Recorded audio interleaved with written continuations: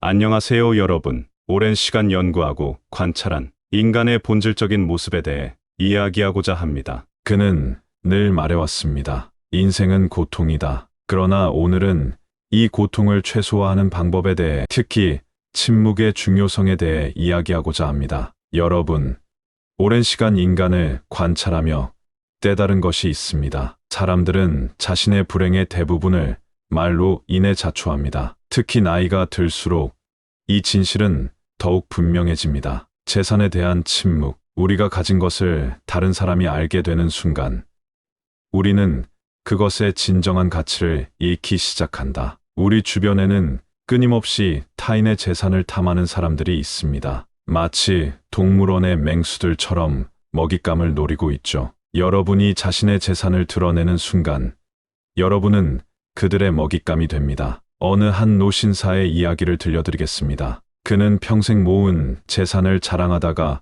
사기꾼들의 표적이 되었습니다. 선생님, 제가 그때 말을 하지 않았더라면. 그의 후에 섞인 한마디가 아직도 귓가에 맴돕니다. 인간의 본성은 변하지 않습니다. 질투와 탐욕은 인간의 가장 기본적인 감정입니다. 여러분의 재산 이야기는 이러한 감정을 자극할 뿐입니다. 가족관계의 비밀. 가족관계는 가장 복잡한 인간관계의 축소판이다. 가족 간의 불화, 특히 상속과 관련된 문제는 절대로 외부에 알려서는 안 됩니다. 한 귀부인의 이야기를 들려드리겠습니다. 그녀는 자신의 유산 계획을 친구들과 공유했습니다. 그 이야기가 자녀들의 귀에 들어갔고, 결과적으로 가족은 분열되었습니다. 늘 듣지 않았습니까? 인간의 이기심은 끝이 없다고. 건강에 대한 침묵. 건강한 사람은 1000가지 소원이 있지만 병든 사람은 단 한 가지 소원만 있다. 이 말을 기억하시나요? 건강에 대한 과도한 이야기는 두 가지 문제를 일으킵니다. 첫째, 여러분을 약자로 만듭니다. 둘째, 불필요한 조언과 간섭을 초대합니다. 한 원로 교수님의 사례를 들려드리겠습니다. 그는 자신의 지병을 주변에 알렸다가 수많은 민간요법과 치료법 추천에 시달렸습니다. 결국 그의 말씀이 이러했습니다. 차라리 아무 말도 하지 말 걸 그랬습니다. 미래 계획에 대한 침묵. 쇼펜하우어가 쓴 이지와 표상으로서의 세계에서 언급했듯이 미래는 불확실성의 연속이다. 그렇기에 미래 계획을 말하는 것은 매우 위험합니다. 은퇴 후 카페를 열겠다고 홍보한 한 전직 임원의 이야기를 들어보세요. 그의 계획이 알려지자 수많은 사람들이 좋은 제안이라며 접근했습니다. 결과적으로 그는 사기를 당했죠. 말은 은이요, 침묵은 금이다라는 속담이 있습니다. 하지만 제가 보기에 침묵은 금을 넘어 다이아몬드의 가치를 지닙니다. 여러분, 기억하십시오. 인생은 고통입니다. 하지만 우리는 현명한 침묵을 통해 이 고통을 최소화할 수 있습니다. 마지막 조언을 드리자면, 당신의 행복은 당신이 얼마나 많은 것을 말하지 않을 수 있느냐에 달려 있다. 이것이 제가 평생을 통해 깨달은 진리입니다. 여러분의 삶에 이 지혜가 도움이 되기를 바랍니다. 성공과 실패에 대한 침묵. 여러분, 쇼펜하우어는 젊은 시절 프랑크푸르트에서 철학을 가르치며 깨달은 것이 있습니다. 성공한 사람일수록 자신의 성공에 대해 말을 아낍니다. 반면 실패를 두려워하는 사람일수록 자신의 성공을 과대 포장하여 떠들어대죠. 최근 만난 한 기업가의 이야기를 들려드리겠습니다. 그는 스타트업 성공 후 언론의 주목을 받았습니다. 매일같이 자신의 성공 비결을 강연하고 다녔죠. 그러나 얼마 지나지 않아 그의 회사는 파산했습니다. 말을 많이 하는 순간, 우리는 실패의 씨앗을 뿌리기 시작한다는 말을 기억하십시오. 침묵해야 할 성공의 순간들. 승진이 확정되었을 때 인간의 질투심은 끝이 없다. 늘 강조했던 말입니다. 승진 소식을 알리는 순간 여러분은 수많은 적을 만들게 됩니다. 투자가 성공했을 때 투자 성공은 마치 늑대를 부르는 양치기 소년의 이야기와 같습니다. 여러분의 이야기는 곧 사기꾼들의 표적이 되는 지도가 됩니다. 자녀의 입시 성공 때 한 어머니의 이야기를 들려드리겠습니다.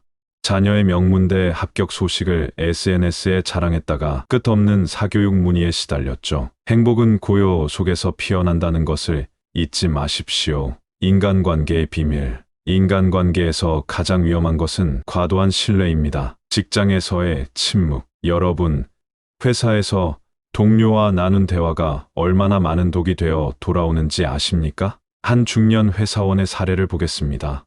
저는 동료를 친구라고 생각했습니다. 매일 점심을 함께 먹으며 회사에 대한 불만을 나눴죠. 그런데 어느 날 그 이야기들이 모두 상사에게 전해졌더군요. 결국 저는 권고사직을 당했습니다. 이웃과의 관계에 선한 이웃은 멀리서 바라보는 것이 가장 좋다. 이것이 바로 이웃과의 거리두기 철학입니다. 아파트 주민 모임에서 있었던 일화를 들려드리겠습니다. 한 주민이 자신의 자녀 교육 방식을 자랑했습니다. 그 이야기는 곧 다른 학부모들 사이에서 시기와 질투로 변질되었고 결국 그의 자녀는 학교에서 따돌림을 당하게 되었죠. 노후 준비의 침묵. 특히 강조하고 싶은 것은 노후 준비에 대한 침묵입니다. 은퇴 자금에 대하여 돈은 침묵 속에서 가장 크게 자란다. 이것이 제가 평생 관찰한 부자들의 공통점입니다. 노후 준비를 광고처럼 떠들었던 한